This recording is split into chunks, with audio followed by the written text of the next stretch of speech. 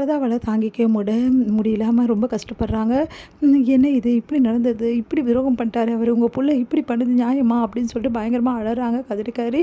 எல்லாரும் அவங்கள சமாதானப்படுத்துகிறாங்க. பாட்டி என்ன பண்ணுறது தெரியாமல் தவிக்கிறாங்க. இதையெல்லாம் பார்த்த காவேரியால் தாங்கிக்க முடியல, என்ன பண்ணுறது தெரியாமல் அப்படியே யோசிச்சுட்டே இருக்காங்க. இந்த உடனே விஜய் வந்து என்ன காவேரி என்ன ஆச்சுன்னு, நீங்களும் எனக்கு இந்த மாதிரி எதாவது பண்ணிடுவீங்களா, எல்லாம் நல்லா வாழ்ந்துட்டு இருக்கும்போது எங்கள் அம்மாவுக்கு இப்படி வந்து துரோகத்தை எங்கள் அப்பா பண்ணுவார் நினச்சி கூட பார்க்கல, நல்லா தானே வாழ்ந்துட்டு இருந்தாங்க, எதனால் இப்படிலாம் எங்கள் அப்பா பண்ணார், இப்படி ஒரு துரோகத்தை எந்த வந்து பொண்டாட்டியாலும் தாங்கிக்கவும் முடியாதுங்க, இது ரொம்ப பெரிய துரோகங்க, இவ்வளோ நாள் கழித்து இவ்வளோ வாழ்ந்த வாழ்க்கையை அவர் அசிங்கப்படுத்திட்டாரு அப்படின்னு சொல்லிட்டு அழறாங்க. காவேரி அழாத காவேரி, எல்லா ஆம்பளைங்களும் இப்படி தானா, நீங்களும் எனக்கு இந்த மாதிரி துரோகம் பண்ணிடுவீங்களான்னு அழறாங்க. ஏன் காவேரி இப்படிலாம் பேசுகிற, எல்லாரும் அப்படி கிடையாது, நான் எப்படி உனக்கு வந்து இப்படிலாம் பண்ணுவேன், நீ தாண்டி எனக்கு வாழ்க்கை, நீ தாண்டி எனக்கு எல்லாமே, என் மனசு ஃபுல்லாக நீ இருக்கும்போது வேற ஒருத்தரோ எப்படி நான் நினச்சி கூட பார்க்க முடியும், அப்போல்லாம் பேசாத காவேரி அப்படின்னு ஒன்று சாரிங்க அப்படின்றாங்க. அப்படியே ஹக் பண்ணிக்கிறாரு. கவலைப்படாத காவேரி, எல்லா பிரச்சனையும் தீரும், நாளைக்கு இந்த ரிஜிஸ்ட்ரேஷன் முடிஞ்சிச்சுன்னா பாதி பிரச்சனை தீர்ந்துடும், நீ கவலைப்படாத அப்படின்னோடனே இது முடியுமாங்க, முடியறதுக்கு சான்ஸ் இருக்கா, ஏன்னா அவங்க இங்கேயே உட்காந்துருக்காங்க, பங்கு கேட்குறாங்க, எப்படிங்க இது முடியும்னோடனே சரிடி பார்க்கலாம் இரு அப்படின்னு சொல்கிறாங்க. யாருக்குமே நிம்மதியான தூக்கம் இல்லை, எப்படா விடியும்னு காத்துட்ருக்காங்க. காலோன்னு எல்லோரும் கிளம்பிடுறாங்க. எப்படி இங்கேருந்து போக முடியும் அப்படின்னோடனே விஜய் வந்து ஐடியா சொல்கிறாரு. நாங்கள் போய் அவங்கள திசை திருப்பி விரோம் பேசி நம்ம ஒவ்வொருத்தராக வந்து கிளம்பிடுவோம், பாட்டிக்கு உடம்பு சரியில்லைன்னு கொஞ்சம் பேரும் அந்த மாதிரி கிளம்பிடுவோம் அப்படின்னோன்னா அந்த மாதிரியே வந்து பேசிகிட்டு இருக்காங்க. விஜயும் காவேரியும் போய் வம்பு எடுக்கிறாங்க. நீங்கள் பண்ணுறதெல்லாம் கொஞ்சம் கூட சரியில்லைங்க, இவ்வளோ நாள் கழித்து வந்து இப்படி திடீர்னு சொன்னால் நாங்கள் என்ன பண்ணுறது, அதனால் இங்கேருந்து நீங்கள் கிளம்புங்க, ஏன் எங்களை போட்டு தொல்லை பண்ணுறீங்க அப்படின்ற மாதிரி பேசிகிட்டு இருக்காங்க. அதெல்லாம் தெரியாதுங்க, பங்கு வாங்காமல் நாங்கள் போக மாட்டோம்னு சொல்லிட்டு அந்த பையன் எல்லாருமே வந்து அங்கே வந்து பேசிகிட்டு இருக்காங்க. இதெல்லாம் ரொம்ப பெரிய தப்பு நீங்கள் பண்ணுறதெல்லாம் சொல்லிட்டு இருக்காங்க. இங்கே நைஸாக வந்து அவங்களுக்கு தெரியாமல் எல்லாருமே ரிஜிஸ்டர் ஆஃபீஸ்க்கு கிளம்பிடுறாங்க.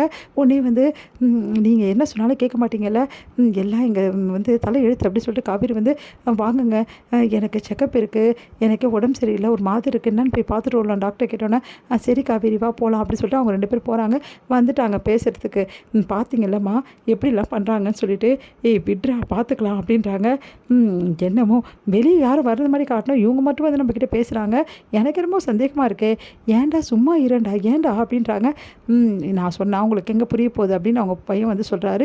இங்கே வந்து அப்பாடா ரிஜிஸ்டர் ஆஃபீஸ்க்கு வந்துட்டோம், டோக்கன்லாம் வாங்கிட்டீங்களா தம்பி, எல்லாம் வாங்கியாச்சு, எல்லாம் ரெடியாக இருக்குது, இப்போ கையெழுத்து போட வேண்டியதான் பாக்கி, அப்பா நல்ல காலம், அவங்கள ஏமாற்றிட்டு வந்துட்டோம், ஒரு வேளை அவங்க வந்துட்டாங்க பெரிய பிரச்சனை ஆகிடும், சரி ஆக வேண்டிய வேலையை பாருங்கள், ரிஜிஸ்டர் வந்து கிடக்குன்னு பண்ணுறதுக்கான ஏற்பாடுலாம் பண்ணியாச்சுல, எல்லாம் பண்ணியாச்சு, சரி இப்போ எப்போ கூப்பிடுவாங்க தம்பி, அவங்க வேறு வந்துட்டு போகிறாங்க, கூப்பிடுவாங்க, இன்னொரு ரிஜிஸ்ட்ரேஷன் நடந்துட்டுருக்குல்ல, அது முடிஞ்சோடனே நம்மள தான் நம்ம டோக்கன் தான் அப்படின்னு ஒன்று சரின்னு சொல்லிட்டு எல்லாருமே கவனமாக வெயிட் பண்ணிகிட்டு இருக்காங்க.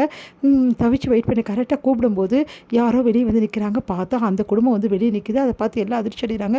ஐயோ தம்பி, அந்த குடும்பம் வந்து வெளியே நிற்கிதே, இப்போ என்ன பண்ணுறது, யார் சொல்லியிருப்பா, யாரோ இங்கேருந்து சொல்கிறாங்க, யாருன்னு நம்ம கண்டுபிடிக்கணும், இல்லைன்னா இது வேலைக்கே ஆகாது, யாரோ இது செஞ்சிட்ருக்காங்க, இந்த ஊர்லேருந்து அவங்களுக்கு ஹெல்ப் பண்ணோன்னா அது கண்டிப்பாக அந்த பசுபதியால் தான் முடியும், அந்த பசுபதி தான் நம்ம ரிஜிஸ்ட்ரேஷன் வந்து பண்ணுறதை தெரிஞ்சுக்கிட்டு அவங்களுக்கு சொல்லி அனுப்பணும்னு தோணுது அப்படின்னு சொல்லிட்டு இருக்காங்க.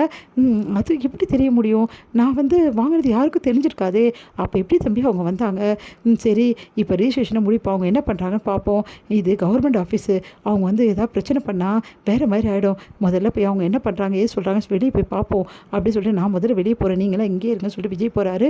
நீங்கள் எதுக்கு இங்கே வந்திருக்கீங்க, நீங்கள் எதுக்கு இங்கே வந்திருக்கீங்க, நாங்கள் எதுக்கோ வந்திருக்கோம், உங்களுக்கு எதுக்கு தேவையில்லாத வேலை, எங்களுக்கு தெரியுங்க ரிஜிஸ்ட்ரேஷனுக்காக தானே வந்திருக்கீங்க, அதாக நாங்கள் விட மாட்டோம், எங்களுக்கு பங்கு தராமல் நீங்கள் ரிஜிஸ்ட்ரேஷன் பண்ணுவீங்களா, அதை நாங்கள் பார்த்துட்டு இருக்கணுமா அப்படின்னு சொல்லிட்டு அந்த பையன் சொல்கிறாரு. செம்ம டென்ஷனாக விஜய், என்ன பண்ணுறதுன்னு